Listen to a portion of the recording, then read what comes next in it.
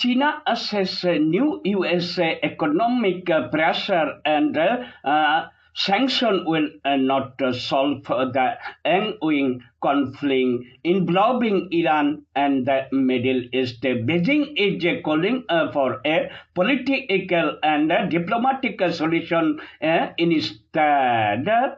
আসসালামু আলাইকুম প্রিয় দর্শক, genuine touch news Bangla YouTube channel পক্ষ থেকে আপনাদের সবাইকে সুস্বাগতম। ভিডিওটি স্কিপ না করে সম্পূর্ণ ভিডিও দেখুন। ভালো লাগলে লাইক কমেন্ট শেয়ার করতে ভুলবেন না।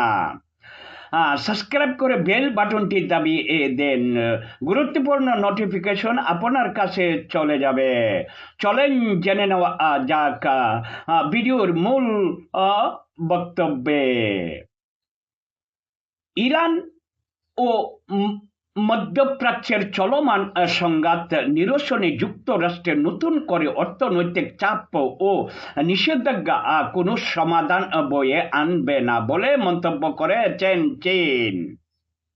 চীনের পক্ষ থেকে বলা হয়েছে, শুধু অর্থনৈতিক চাপ দিয়ে কিংবা নিষেধাজ্ঞার মাধ্যমে এই সংকটের স্থায়ী সমাধান সম্ভব নয়, বরং সংঘাত নিরসনের সংশ্লিষ্ট সব পক্ষকে রাজনৈতিক ও কূটনৈতিক পথে এগিয়ে আসতে হবে।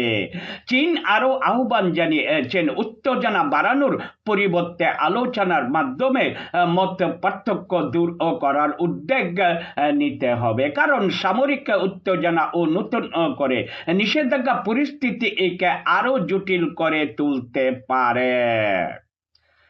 বিশ্লেষকদের মতে ইরানকে ঘিরে যুক্তরাষ্ট্রের সঙ্গে চলমান উত্তেজনার মধ্যে চীনের এই অবস্থান আন্তর্জাতিক কূটনীতিতে নতুন করে গুরুত্বপূর্ণ বার্তা দিচ্ছে।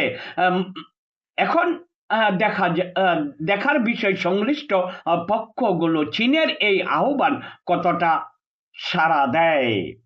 প্রিয় দর্শক, জেনুইন টাচ নিউজ বাংলার সাথেই থাকবেন। ভালো লাগলে লাইক কমেন্ট শেয়ার করতে ভুলবেন না। This is Genuine Touch News.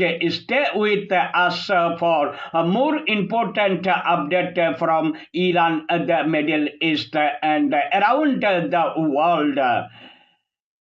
Thank you for watching my video. See you again next time.